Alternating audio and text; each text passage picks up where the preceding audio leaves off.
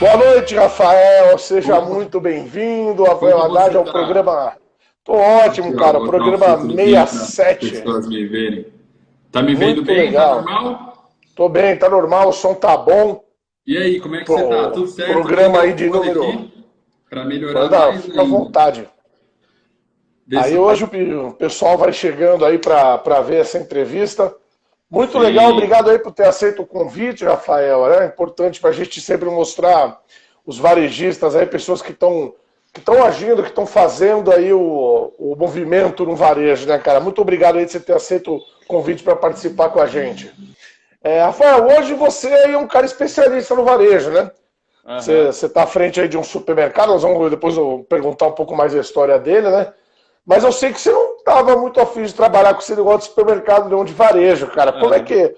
Conta essa história aí Bom, pra gente. legal. Vou começar me apresentando aqui. Pessoal que está assistindo a live hoje da Super Varejo, muito prazer. Meu nome é Rafael Haddad, eu tenho 30 anos. A minha história no varejo ela começou desde cedo, né? Meus pais, eles estava falando, algumas pessoas já conhecem, né? Meus pais, eles eram pessoas super simples. Eu venho de uma família muito pobre. Meus pais estudaram até a quarta série, né? E lá na década de 90, ali, começo dos anos 90, eles decidiram abrir uma granjinha, né? Um laticínio bem pequeno. E começaram esse sonho, né? Isso em São Paulo, né? Isso, em São Paulo, capital, aqui no bairro do Jabaquara, né? Na Zona Sul. E, cara, assim, eles tinham aquele sonho de prover a vida melhor para os filhos, algo que eles nunca tiveram, enfim, tudo que é aquela cultura que nós já sabemos, né? E aí eles começaram a empreender, o negócio foi crescendo. Antigamente era relativamente mais fácil do que agora você crescer, né? Porque não tinha tanta complexidade. Mas eles ainda eram pessoas limitadas, né? Por conta da falta de conhecimento e tal. E por conta disso eu tive que ficar inserido no varejo desde cedo, andava ali pelos corredores da loja do meu pai, ficava enchendo o saco dos funcionários, é, fazia tudo isso que a gente já sabe, né? E quando não dava, minha mãe me deixava ali com a minha tia, com a minha avó, com o babá, enfim. Só que, por conta dos meus pais serem pessoas extremamente simples, eles não sabiam o que era fluxo de caixa, não sabiam Sim. controlar estoque, não sabiam dar feedback para funcionário, não sabiam fazer promoção, layout, enfim, tudo que se é necessário, os pré-requisitos hoje para você ser de fato um empreendedor, né? Um E aí o player, né? tempo. Um player de Sim, supermercado. sim, né? Os requisitos. E aí, cara, o tempo foi passando, o tempo foi passando, eu fui crescendo, fui crescendo, fui crescendo. E foi quando, né, mais ou menos, quando eu tinha 17 anos, meu pai ele descobriu um câncer, né? Foi inclusive no dia do Natal, um dia antes do Natal. E aquilo, tipo, bateu muito forte pra gente, assim, né? E depois de um tempo, meu pai veio a falecer e isso pegou muito pesado para mim, porque eu não tive muito Você tinha convívio com a quantos minha anos família. aí? Eu tinha 18, tinha 18 anos, assim. E, cara, assim, aquilo tudo, eu era um cara muito ligado à minha família, sabe? Eu amava demais os meus pais, até por conta dessa falta que eu tive durante todos esses anos, isso me fez com que eu ficasse mais carente ainda, né? A falta E, que você diz é porque eles estavam na sim, loja e não tinham tempo é, ali para sim. aquele almoço de Sim, domingo, né? perfeito. E eu até comentei isso numa mentoria que eu tive com os meus alunos, que no dia do falecimento do meu pai, né, eu estava olhando aquela situação, aquela cena e me passou uma linha do tempo, né? Poxa, quantas vezes eu pude almoçar com meu pai, com a minha família num domingo? Quantas vezes eu pude passear com os meus pais? Quantas vezes eu pude fazer algo legal com os meus pais, entende? E aquilo me doeu muito, assim. E aquele dia eu fui decidido que eu não seguiria mais na área do varejo. Eu falei, cara, isso não é para mim. Eu quero construir uma história diferente, eu quero ter uma família. Cara, eu quero ter 4 ou 5 filhos, Rogério. Se eu puder e ter essa oportunidade, Deus me abençoar. Assim, eu amo muito família, né? E até a minha psicóloga já falou, olha, você quer ter muitos filhos para suprir essa necessidade sua. Então, pega leve. E aí, eu tinha começado a fazer faculdade, né? Eu comecei a estudar, então eu decidi terminar o curso de administração. Mas daí, quando eu terminei o curso de administração, eu falei, olha, para mim já deu, eu vou embora, não quero saber. E aí eu deixei minha mãe aqui, com o mercado, com o Isso que varejo. ano? Que ano que a gente está Isso falando foi, que ano é? isso foi em 2012 para 2013, né? Eu demorei 4 anos aí para me formar. Tá. E aí em 2013 eu decidi ir embora. Eu falei, olha, para mim já deu. E aí foi quando eu me mudei para os Estados Unidos. Eu fui fazer uma extensão universitária, né, numa faculdade. Eu sempre fui um cara que eu gostei muito do ser humano, né, do comportamento, de gestão de pessoas, de compreender o porquê as pessoas tomavam determinada decisão e não a outra. E aí eu decidi fazer uma extensão em comportamento humano, gestão de pessoas, liderança, né, que foi uma área que eu sempre gostava.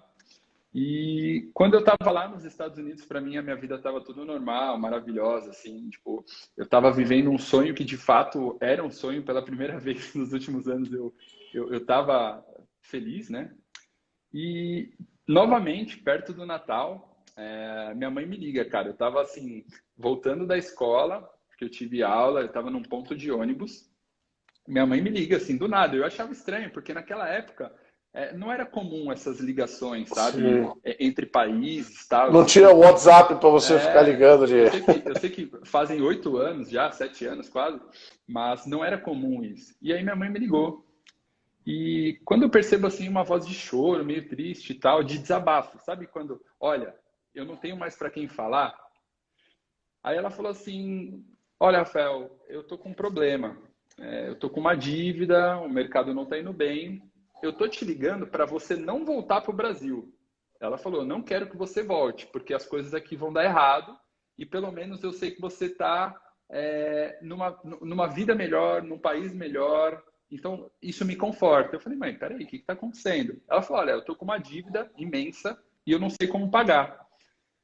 Tudo bem, né? Eu pensei, pô, vai ter que vender o carro, sabe? Vai ter que trabalhar de táxi, de Uber. Acho que naquela época não existia Uber ainda. É. E aí, cara, ela me fala, olha, eu tô devendo 2 milhões de reais. E, cara, eu voltei pro Brasil e eu percebi que o caldo era mais grosso do que eu pensava. Assim, a história era muito pior ainda do que... Porque eram coisas que aconteciam muito graves. E, assim, coitada, minha mãe, ela não tinha muita ciência do que estava acontecendo, assim, ela tinha até noção, mas ela não sabia. Então a gente começou a fazer um trabalho, desde então, de formiguinha, né, ponto a ponto. Inclusive, eu vou citar o nome do Dimas aqui, que hoje é meu parceiro de varejo, que está aqui, trabalha comigo também, que foi um cara que me ajudou muito. Legal. Nós fizemos um trabalho assim, peraí, eu peguei uma mesa, eu abri um papel grandão, assim, tipo uma cartolina. Eu escrevi a empresa inteira e aí eu falei, olha, como que tá esse setor, essas pessoas e esse processo. E eu comecei, cara, a mapear a empresa inteira, assim, ó. Fui E passando isso por não todo tinha, mundo. né? Isso não tinha na gestão. Não Não tinha. tinha, né? Rogério, e assim, eu vou te falar, pô, teve roubo de sócios, de familiares que trabalhavam aqui? Teve desvio. Teve roubo interno de funcionário? Sim, teve roubo. Mas também teve muito erro de gestão. Por exemplo, eu estou falando de taxa de maquininha que a gente tinha aqui, de débito e crédito, que hoje a gente vê taxa 0,9, 1 ponto alguma coisa, tinha taxa de 2,7, taxa de lanchonete, sabe? E, pô, Ixi. para o volume de transação, então era tipo 10, 15 mil reais sendo jogado fora todos os dias. Porque antigamente se falava muito em sucessão familiar. E Aham, hoje eu prefiro chamar de transição, porque essa transição pode ser para um familiar, mas ela pode ser profissionalizada. Você pode montar um conselho, você pode ter um aham, CEO, você pode ter, aham, né, enfim, é outra forma. sim.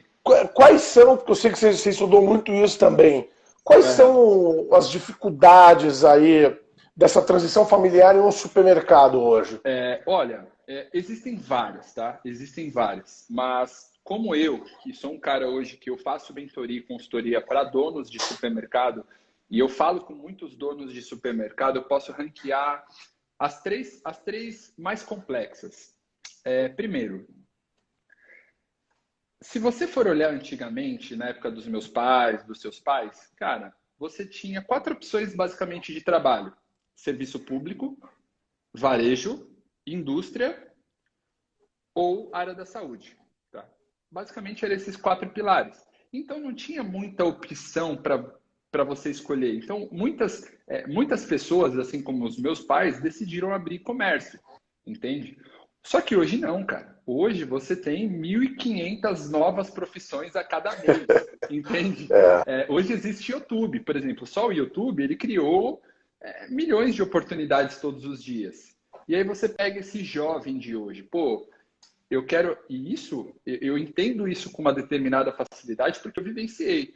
O cara olha assim, pô, o meu pai, dono de supermercado, estressado, cansado, não tem tempo para a família, entra 8 horas da manhã e sai 10 horas da noite, eu quero isso para minha vida? Enquanto eu vejo meninos aí ganhando 10, 20, 30 mil reais jogando videogame na TV?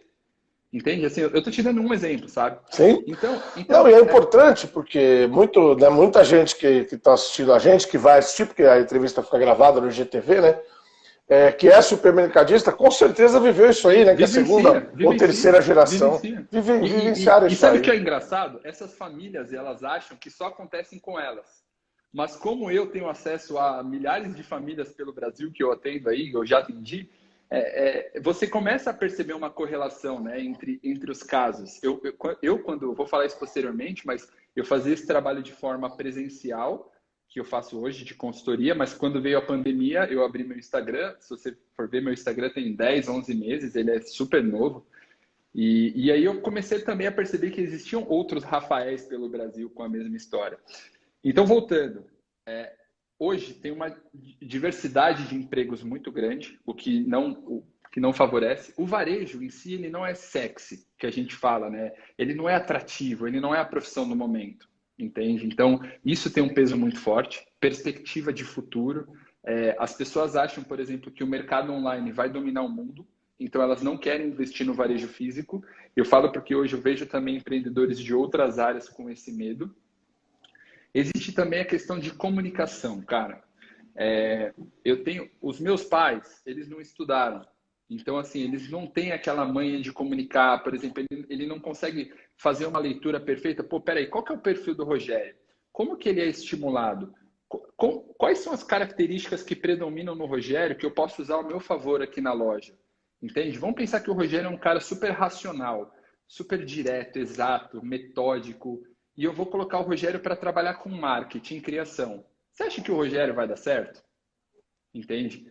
Só que muitos pais, eles não têm essa noção e eles querem os filhos prontos.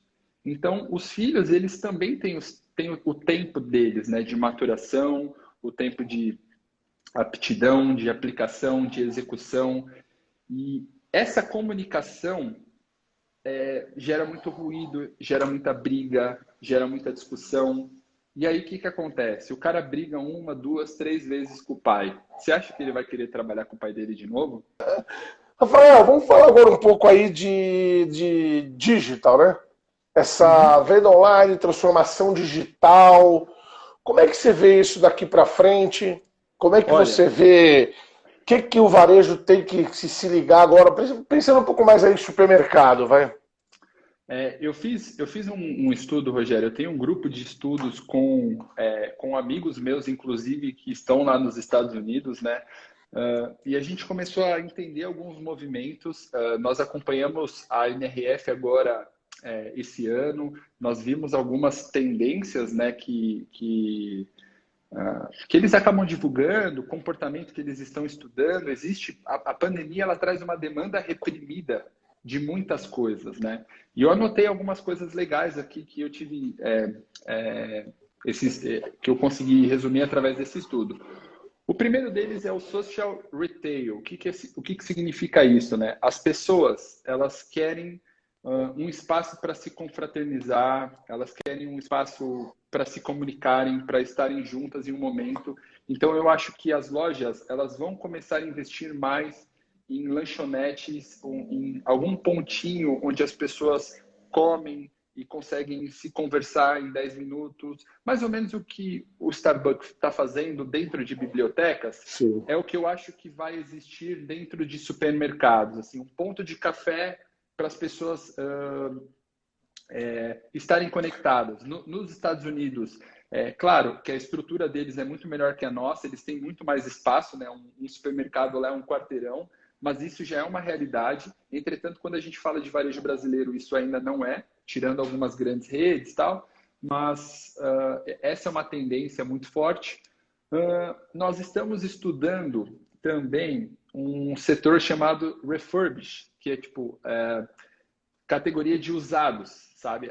as lojas elas vão começar a vender, não propriamente quando a gente fala de supermercado, mas existe um movimento do varejo que pode começar a vender produtos que chegam até você, que você faça algum tipo de manutenção. Eu falo de valor agregado alto e não de alimentos, Sim. tá? Obviamente. Eu acho que a loja... existe um termo chamado retailment, que é a loja muito mais animada e mais conectada com o cliente. O que que isso quer dizer? Sabe aquele padrão que você chega no shopping e tem um vendedor lá de braço cruzado ou pronto para te atender? Então, isso tende a acabar. As pessoas elas querem interatividade, elas querem conexão, ela quer olhar para um setor da loja e ver alguma coisa falando com ela, seja um telão, seja um painel digital, por exemplo, o McDonald's na Paulista ou aqui na Avenida Brasil, em São Paulo, é 100% digital. Tem uma pessoa ou outra ali para coordenar alguns pontos, mas é basicamente digital. Sim.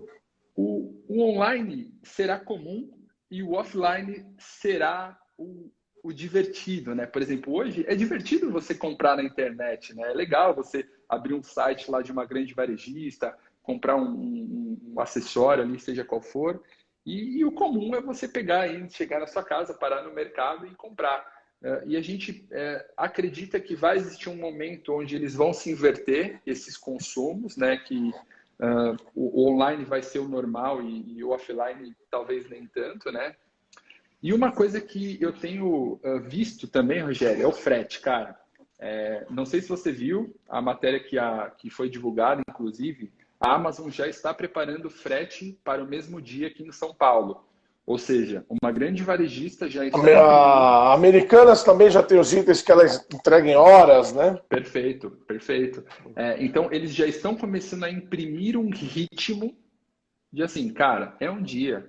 Se você quer sobreviver no nosso negócio, no nosso meio varejo, vai ter que ser um dia, entende? Então, assim, cara, quando você fala de dificuldade logística, mão de obra, custo, porque isso tem um custo, você entregar em um dia, né? É Claro. muito caro. Então, eu acho que é uma tendência muito forte. E também, por último, que é uma realidade já nos Estados Unidos, algumas varejistas já começaram a fazer, é o clube de assinatura. Eu acho que os supermercados eles vão começar a ter clubes de assinaturas mensais, onde você vai assinar o pacote de receber uma cesta básica todo mês. Ou, por exemplo, o que mais se vende no online? Produto de limpeza, porque as mulheres não querem carregar peso.